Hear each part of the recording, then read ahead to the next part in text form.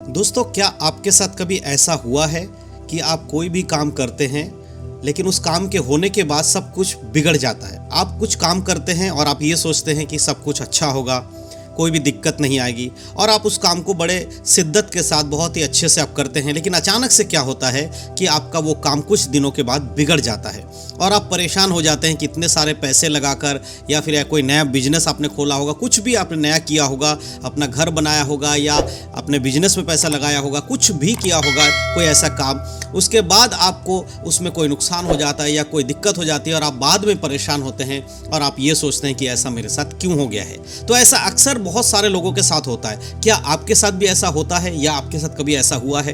अगर ऐसा हुआ है तो आज का ये वीडियो आपके लिए बहुत ज़रूरी है, क्योंकि आज इस वीडियो के माध्यम से मैं उन मसीह लोगों को कुछ बातें बताना चाहता हूं जो कि कोई काम करते हैं और उसके बाद उनका काम बनने के बाद बिगड़ जाता है या कुछ ना कुछ दिक्कतें आ जाती हैं, वो काम बन नहीं पाता। ऐसे बहुत सारे मसीही लोग हैं जो प्रभु यीशु मसीह पर विश्वास करते हैं और उसके बाद वो सोचते हैं कि हम कुछ भी कर रहे हैं, चाहे बिजनेस कर रहे हों या कोई और काम कर रहे हों या कोई भी निर्णय ले रहे हो, कोई फैसला कर रहे हो किसी चीज़ को लेकर, वो ऐसे ही फैसला ले लेते हैं और उसके बाद बहुत दिनों के बाद या हो सकता है तुरंत बाद या उस बात के होने से पहले कुछ ना कुछ ऐसी बात हो जाती है कि उनका काम वो बनता नहीं है और वो परेशान हो जाते हैं और दुखी हो जाते हैं और वो निराश रहने लगते हैं कि अब हम क्या करें, किस तरह से हम इन चीज़ों को सुधारेंगे। तो आज की इस वीडियो में मैं आपको बताने वाला हूं कि आखिर इन चीज़ों से आप बच कैसे सकते हैं। आपके जो भी काम है, जो कुछ भी वचन के अनुसार सही है, वो आपके जीवन में सही कैसे रह सकता है। जब भी आप कुछ करते हैं उसमें आपको आशीष कैसे मिले, जब भी आप कुछ कर रहे हैं उसमें परमेश्वर की इच्छा कैसे हो, ये सारी बातें हमें बाइबल से सीखने की ज़रूरत है। जब हम बाइबल से देखेंगे तभी आप इन चीज़ों में आगे बढ़ पाएंगे और आपके जीवन में सब कुछ अच्छा हो पाएगा। तो आज की इस वीडियो को बड़े ध्यान से देखिएगा, क्योंकि बाइबल से मैं कुछ वचन बताने वाला हूं। अगर आप इन वचनों को पढ़ते हैं और इनके अनुसार आप उन कामों को करते हैं जो आप करना चाहते हैं या कोई भी डिसीजन लेते हैं, कोई भी निर्णय लेते हैं, उसमें अगर आप इन वचनों के अनुसार काम करेंगे तो मैं आपको एक बात बताना चाहता हूं कि परमेश्वर का वचन में लिखा है जो कुछ प्रभु यीशु मसीह के नाम से आप मांगते हो या करते हो वो पूरा होता है, अगर आप प्रभु यीशु मसीह के वचन के अनुसार उन कामों को कर रहे हो। अगर वचन के अनुसार आप चल रहे हैं तो जरूर आपके जीवन में हर बातें मिलाकर भलाई को उत्पन्न करेंगे। अगर आप वचन में ही नहीं चल रहे हो तो फिर आप चाहे कुछ भी करो, सारी बातें मिलाकर भलाई उत्पन्न नहीं करने वाली हैं। तो कौन कौन सी बातें हैं जो आपको ध्यान रखने की जरूरत है? सबसे पहले मैं कुछ वचन आपको पढ़ के सुनाना चाहता हूं और आपको यह देखना है कि आप क्या कर रहे हैं, क्या सच में आप इन वचनों को मानते हैं या नहीं मानते। तो सबसे पहले मैं आपके लिए पढ़ना चाहता हूं नीति वचन की किताब और उसका 2 अध्याय उसका वचन 6। जब नीति वचन 2 का 6 पढ़ते हैं तो यहां पर इस प्रकार से लिखा है, क्योंकि बुद्धि यहोवा ही देता है, ज्ञान और समझ की बातें उसी के मुंह से निकलती है। यहां पर परमेश्वर का वचन क्या कह रहा है? बुद्धि कौन देता है? यहोवा ही बुद्धि देता है और ज्ञान और समझ की बातें उसी के मुंह से ही निकलती है। परमेश्वर ही आपको बुद्धि देंगे, परमेश्वर ही आपको समझ देंगे। जब आप प्रभु से प्रार्थना करते हैं कि परमेश्वर आप मुझे समझ दीजिए, बुद्धि दीजिए, तो आपको परमेश्वर की ओर से वो चीज़ें मिलती हैं।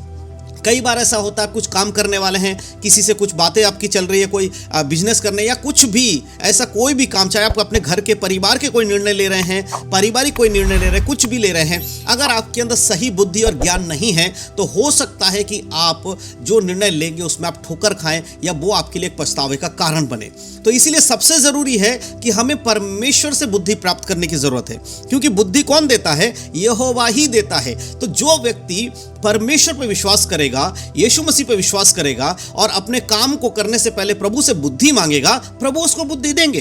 प्रभु कहता है जिस किसी को बुद्धि की घटी हो वो मुझसे मांगे, मैं बिना उलाहना दिए उदारता से देने वाला परमेश्वर हूं। प्रभु कहता है मैं बिना उलाहना दिए देता हूं, मैं सवाल जवाब नहीं करूंगा। अगर तू मेरे वचन पे चलेगा तो मैं तुझे बुद्धिमान बनाऊंगा, ये परमेश्वर का वचन कहता है। एक और वचन हम पढ़ेंगे, नीति वचन के 3 अध्याय में आएंगे और उसके 5 आयत को जब हम पढ़ते हैं तो यहां पर इस प्रकार से लिखा है, तू अपनी समझ का सहारा ना लेना वरन संपूर्ण मन से यहोवा पर भरोसा रखना।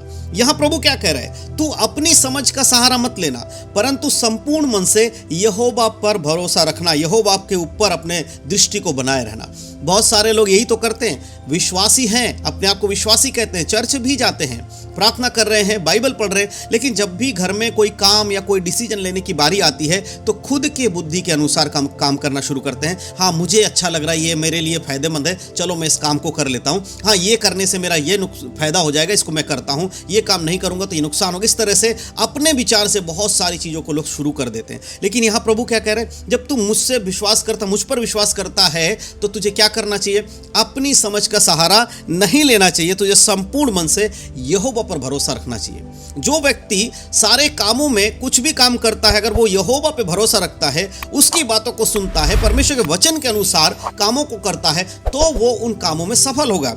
अगर हम उसके 6 आयत को पढ़ते 3:6, तो वहां पर देखिए लिखा है, उसी को स्मरण करके सब काम करना, तब वह तेरे लिए सीधा मार्ग निकालेगा। प्रभु क्या कह रहा है, सबसे पहले क्या, उसी को स्मरण करके सब काम करना। जो काम आप करना शुरू करना चाहते हैं, कुछ करने जा रहे हैं या कोई डिसीजन लेने जा रहे हैं, तो किसको स्मरण करना है, परमेश्वर के नाम से, प्रभु को स्मरण करके सब काम करना है, और तब आपके लिए वो सीधा मार्ग निकालेगा।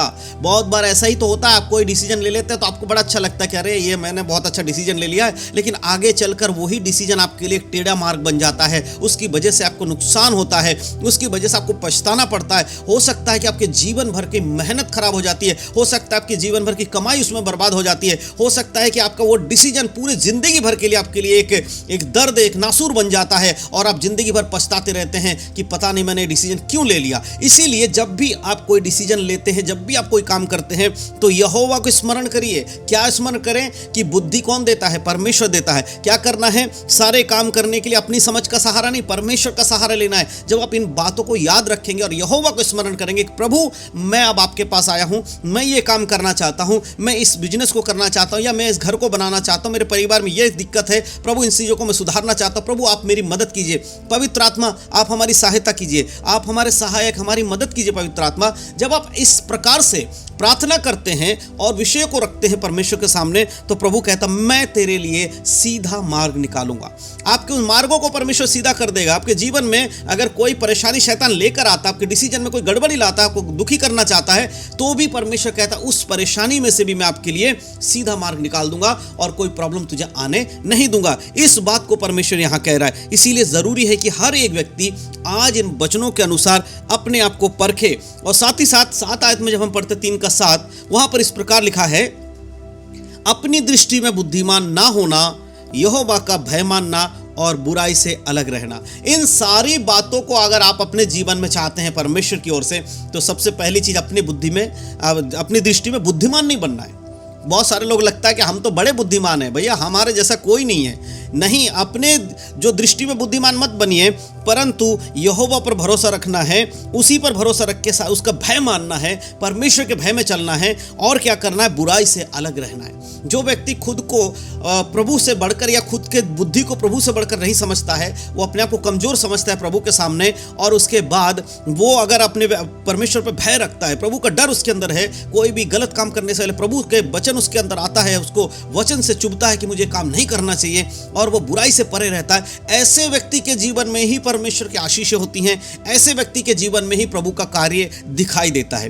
तो मैं विश्वास करता हूं प्रभु के जो वचनों के द्वारा मैंने आपको बताया है, इनको जरूर आप अपने जीवन में लागू करेंगे। मेरे प्रियो, यहोवा के द्वारा ही बुद्धि प्राप्त करें। जब भी कोई काम करते हैं, घर में कुछ भी करते हैं, दिन की शुरुआत करते हैं, पूरे दिन जो काम करते हैं, चाहे आप नौकरी में जा रहे हो या बिजनेस करने जा रहे हो, परिवार के किसी काम में जा, कुछ भी आप करते हैं, हर बात में आपको प्रभु को उनको सौंपना है, प्रभु के हाथों में सौंपकर प्रभु से प्रार्थना करना, परमेश्वर इस काम में आप मेरी मदद कीजिए। जब भी आप घर से कोई काम करने निकलते हैं, आप प्रभु को याद करिए, प्रभु मैं ये काम करने जा रहा हूं, मेरी सहायता करिएगा, मुझे मदद करिएगा। जब आप इस तरह से अपने आप को परमेश्वर के हाथों में समर्पण करेंगे, प्रभु से प्रार्थना करेंगे, तो प्रभु आपके लिए मार्ग निकालेंगे और आपके सारे कामों में वो सीधा मार्ग देंगे। तो मेरे प्रियो, इन वचनों के द्वारा जरूर आप अपने जीवन को परखिएगा, और आगे चलकर आप जब भी कोई काम करें प्रार्थना के साथ करिएगा, तो आप देखेंगे आपका जो डिसीजन है, अगर वो प्रभु के वचन के अनुसार होगा, तो वो सारी चीज़ आपके लिए अच्छी होंगी। तो अगर आपके सारे डिसीजन गलत हो रहे थे, आपको मुसीबत हो रहा था, आपका जो काम कर रहे थे उसमें आपको सफलता नहीं मिल रही थी, तो आज इस वीडियो देखने के बाद